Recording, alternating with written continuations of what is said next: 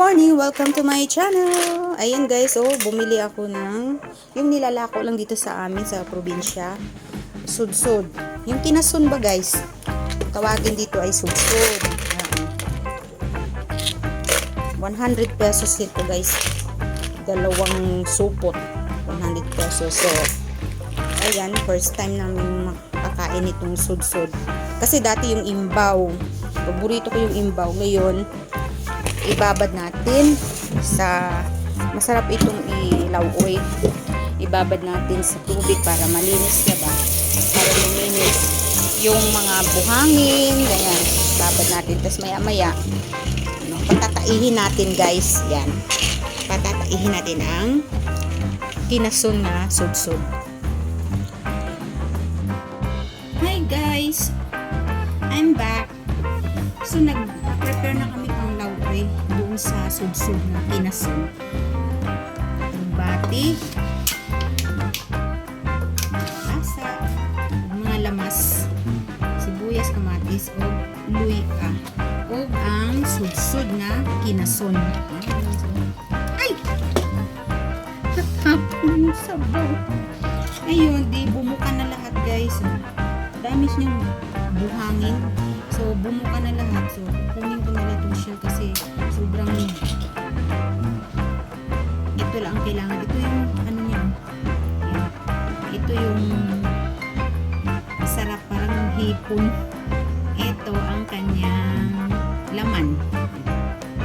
Tapos, nagtira kami ng 10 pirasong sudsud din.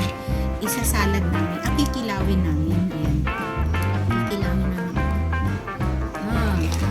Mamaya na napabubuka, hindi na, walang nakababad na tubig kasi, ayan, bumubuka na siya. Hindi na siya bumubuka kasi walang tubig. Try lang namin 10 piraso lang kasi baka hindi ko magustuhan nila. Pero sabi nila, masarap daw po kilawin. So, set aside muna natin yan. Tapos yung sabaw, yung pinagpunuan ba sa kanya, yung din ang gagamitin namin yung sabaw. Bawasan ko lang yung sabaw. Pero okay lang yan. Kunti lang naman. So, kinukuha ko na yung mga shell. Tinatabi ko. Kasi yung laman lang ang kailangan ko.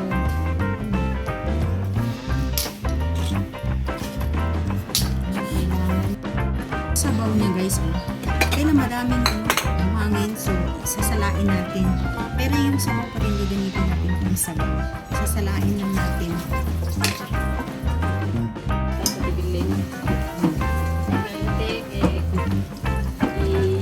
Kan kasi nung bana. Mukhang matubag. See? Hindi naman buhangin. See guys, ang buhangin, Ayan guys, Ayan yung buhangin niya. Ayan ang tinatanggal ko guys. Yung mga kinain ng sudsud na to. Ay ayoko ng ganyan kasi pag kinain mo yan, kasama mo yan, kakain mo yan diretso sa tiyan natin yan. Masama yan. Then, ibalik natin guys yung sabaw na tignan natin kung mayroon pa rin buhangin. Tignan natin. So, nahugasan ko na. Hindi na natin to igigisa guys. Diretso lauoy. Walang kamatayang lauoy. Ano natin kung meron pang buhangin. Mukhang wala na. Mukhang malinis na. Wala naman na. Malinis na. Ayun. Dahan talaga dito sa lauoy guys. Masarap siyang kainin dahil walang mantika. And then, very nutritious siya. Seafood. So, lauon natin ngayon ay with seafood. Sudsud, kinasun. Yan. Sarap niyan. Everyday lauoy. Tulong guys kasi yung kasama ko dito guys, nagpapadede. Siya umiigop ng sabaw. Nagpapadede ito. Grabe, ang daming gatas guys. Ano niya? Okay. Punong-puno ng gatas. Yun ang the best food sa nanay para sa anak.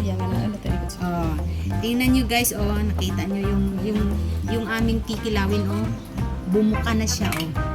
Kita niyo, bumuka. Unti-unti siyang bumubuka. So, maya-maya, kasi fresh talaga siya, guys, buhay. Ayan. So, tuloy na natin ang ating lauoy. Luto na tayo. Start na tayo. Lunod natin ang mga lamas. Ang lamas natin, guys. Tapos, isunod natin ito na yung gihagpat na mga sudsud na kinasun. Para magkalasa.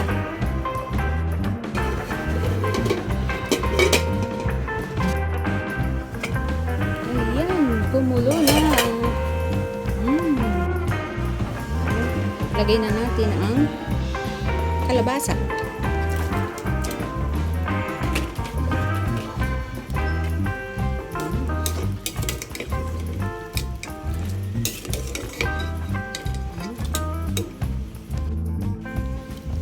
Asin.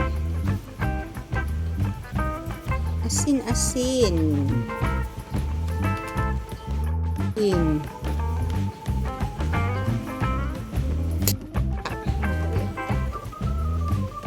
Ano na